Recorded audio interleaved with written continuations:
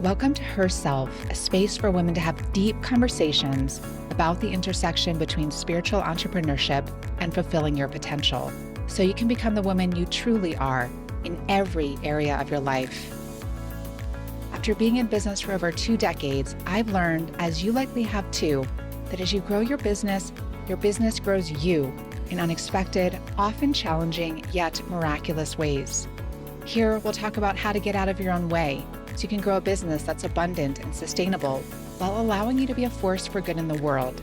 I'll give you simple, actionable strategies as well as wisdom and inspiration to help you root into your wholeness, lead from your values, and work in ways that feel deeply aligned so you can bring your true self into the world through your business and in every area of your life. Hello, beautiful women. I am joining you today from the US. I'm here for a couple of weeks. Started this trip at one of my favorite places in the world at Kripalu, big yoga and wellness center in the Berkshire Mountains of Western Massachusetts. And if you've never been, it's just stunning, especially at this time of year with the early signs of spring just coming through, the leaves budding out, the chrysanthemum. And I got to one of the benefits of jet lag is I get to wake up early and take the early morning yoga classes.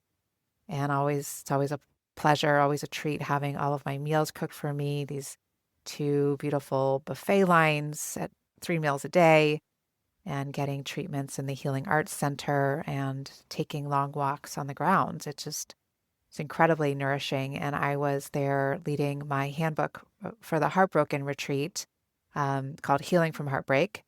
And we use IFS and spiritual principles to help us navigate challenging and uncertain times, both in our personal lives and in the collective. And I'm looking forward to going back there later this year. I will be there in late October and early November.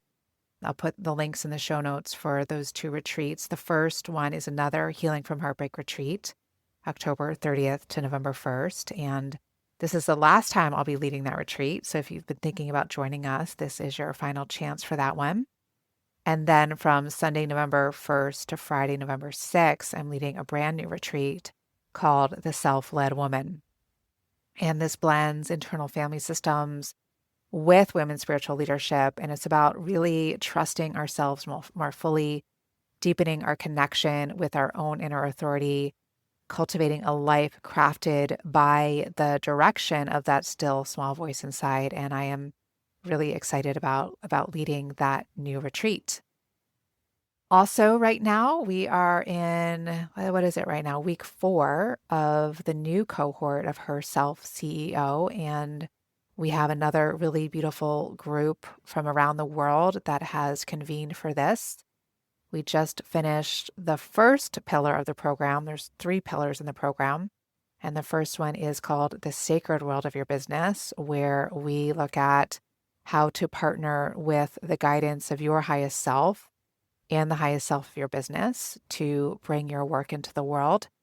And this week we are moving into pillar 2, which is the inner world of your business, where we apply IFS specifically to the parts that come up for each woman as she stewards her work in the world. And there's always so much cracking open in these early weeks, and just hearing the insights that women are having, the paradigm shifting insights is really one of my favorite parts of the program. And back in France, I am just continuing to really love being there. And that's sort of what I want to speak to you about today. But more than that, it is more of an umbrella of something that's become a really central part of my life and my work over the past couple months, which is why I am publishing here on the podcast less. And I'll say that, if you know me, you know that one of my core values is simplicity, both in my personal life and in my business. And I don't chase trends. I don't just do things because everyone else is doing them. Often, actually, that's one of the reasons why I don't do something is because everyone else is doing it. And also, I don't like to complicate things. And here I am, just past my 2-month anniversary on Substack. My Substack is called elle-même. And I have to tell you that I am going all in on this platform. And I don't think I've ever said that about any platform before. And today I want to talk about why I'm going all in on Substack and why I think Substack might be the most important platform for women like you and me, women of depth, women who have something real to say, women who are just simply not interested in performing for a pretty toxic algorithm. So let me take you back. Let me take you back to when I moved to France last fall and something started to shift in me. So, first, I'll just name that I had been on Substack about 8 years ago on a completely different topic, and I eventually dissolved it. And I know the platform has transformed enormously since then. And in the past few years, I've thought, well, do I want to go on Substack again? And just noticing a lot of people were moving over to Substack. And again, the part of me that doesn't like to do what everyone else is doing and not wanting to complicate things. So I said no.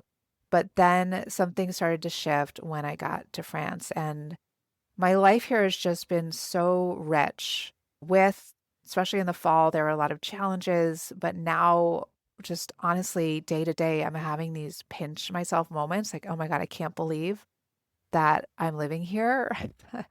And I know that I did the inner and outer work to make this dream happen. But still, I feel like it's just beginning to crack open for me and my husband, Chris. And I'm really excited about that. And with that richness has come so many things that I want to write about, just stories about daily life and observations and discoveries that really make me ask myself, how can I craft a life where I can spend more time writing? Because writing is one of the things that I love most deeply. It's always been a spiritual practice for me, not just a business tool, a real doorway into my creative world. And I wanted to find a place where I could do that in a way that felt real, that wasn't about marketing copy, that wasn't filtered, that wasn't optimized, but that was really just me, how I write in my books, essentially, but on just a much more kind of casual and frequent basis. I also want to say that Substack is not just for writers. I mean, if you're a writer, this is where you want to be. But you can also have a podcast over there, and I am exploring moving this podcast over there.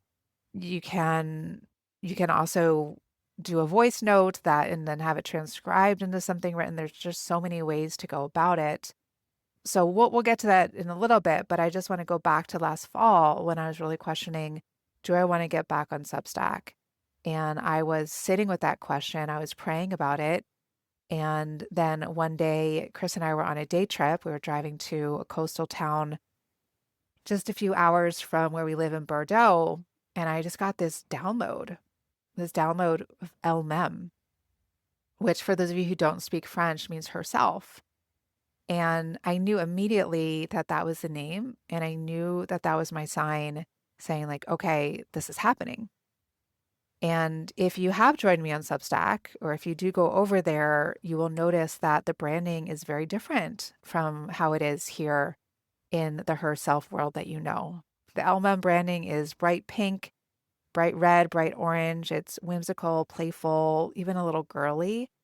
And it feels like elle-même is kind of the little sister to herself. So herself is the older sister, and more subdued, more elegant, more refined. And I love the two of them together. It feels like two different parts of me getting to be fully expressed. So, in a lot of ways, returning to Substack is like coming back to it with fresh eyes, with a very different sense of who I am and what I'm here to say.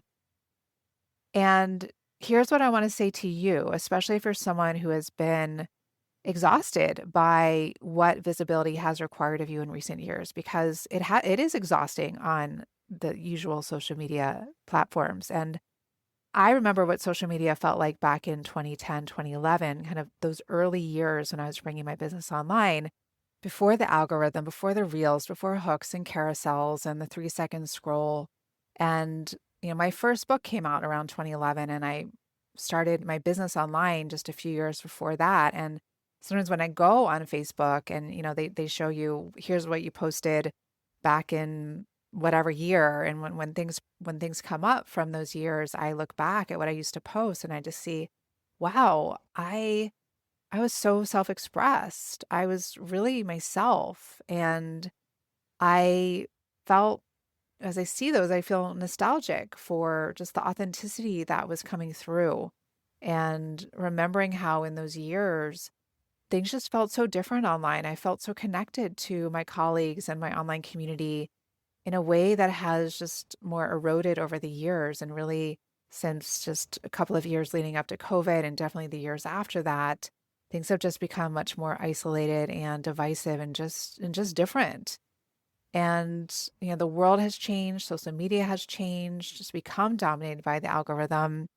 And unless you build a massive following before the game shifted, or you play the game really well and you're willing to do that, these days you do have to filter what you're writing, your message, your voice, your presence through certain expectations just to be seen at all. So it's not like I'm not being myself on Instagram or Facebook or whatever. I am, but I'm needing to do it through a certain filter with hooks and snappy captions and reels and carousels. And yes, I do those things, and I'm not saying that they're wrong.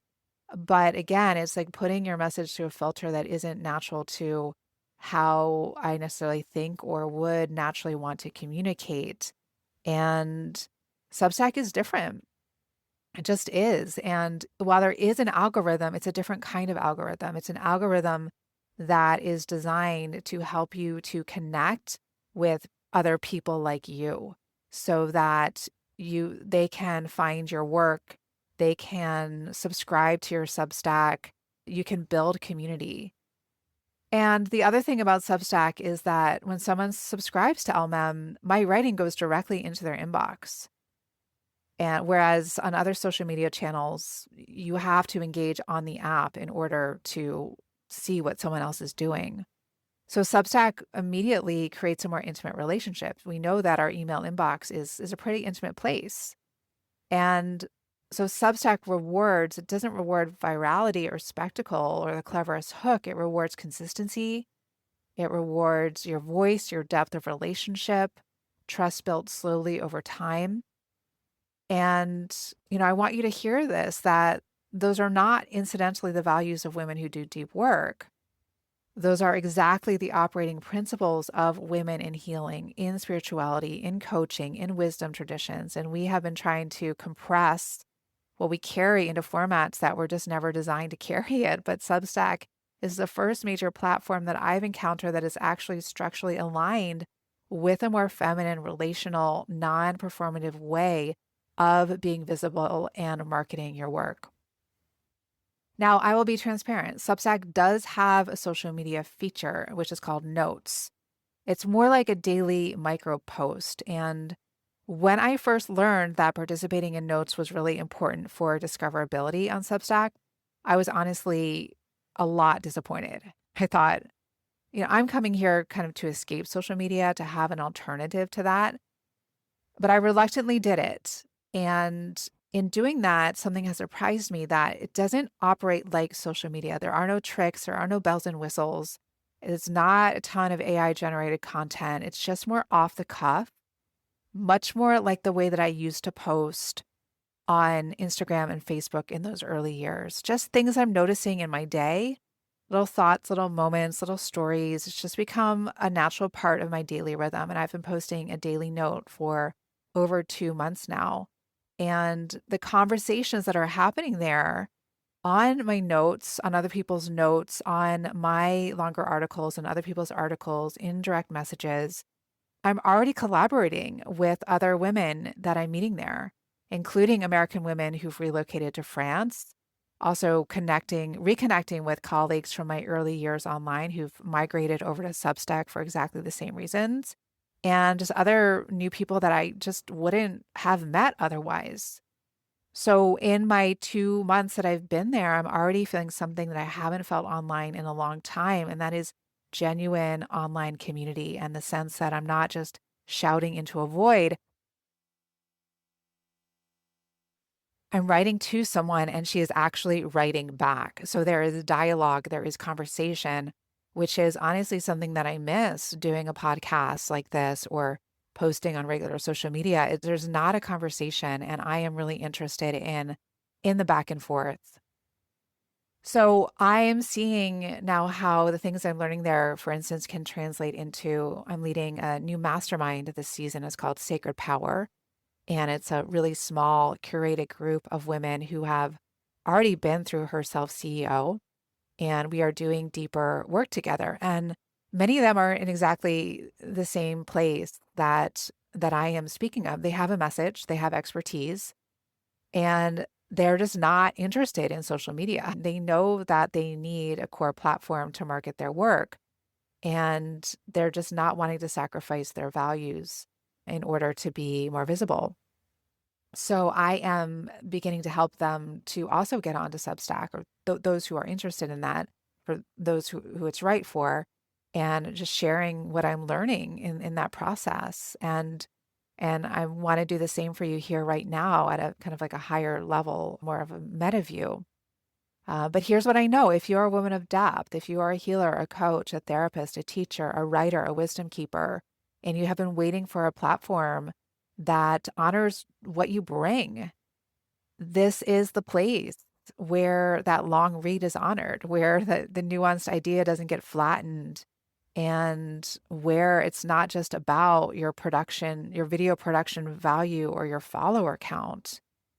And, owning your audience, writing directly into the inboxes of the people who choose to hear from you is not just a marketing strategy. It is an act of sovereignty. It's saying my work is not going to be filtered, gated, flattened by a platform that doesn't necessarily value me or value what I'm offer. And in that sense, for me, getting on Substack was as much of an inner decision as an outer one. So it's been a real joy for me over these past 2 months. I've been consistent, like I said, going all in, posting on Notes every day, posting an article, sending out an article each week. I know some of you are receiving those articles.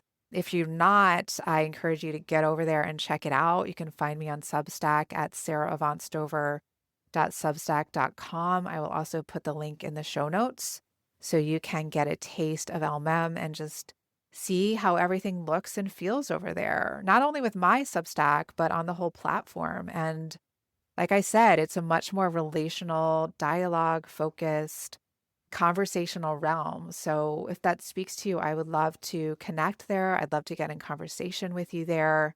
And it just feels like a much more kind of relational, human first way of doing online business again. And centering creativity, centering enjoyment in at least in my work. I can't speak for everyone, but that's what I'm hearing is a lot of people feel the same way as me, are moving over to Substack, or they've been there for some time and are feeling this same way. So I still have a lot to learn. I was studying it a lot last fall as I was preparing to move over.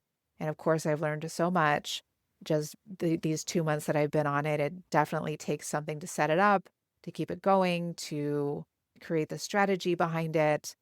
But it's been a really rewarding creative and business project so far. So if this conversation lit something up for you, if you've been questioning where to share your work or considering Substack, wondering if there's a better way to be visible without kind of sacrificing your values, I hope this is your nudge to at least check it out. And maybe this conversation is your own version of that download that I had in the car last fall. So above all, keep listening to your inner knowing.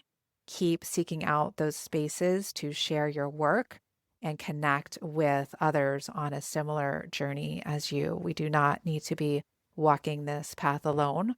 We can do it in ways that are deeply connected and inspired and creative and expansive.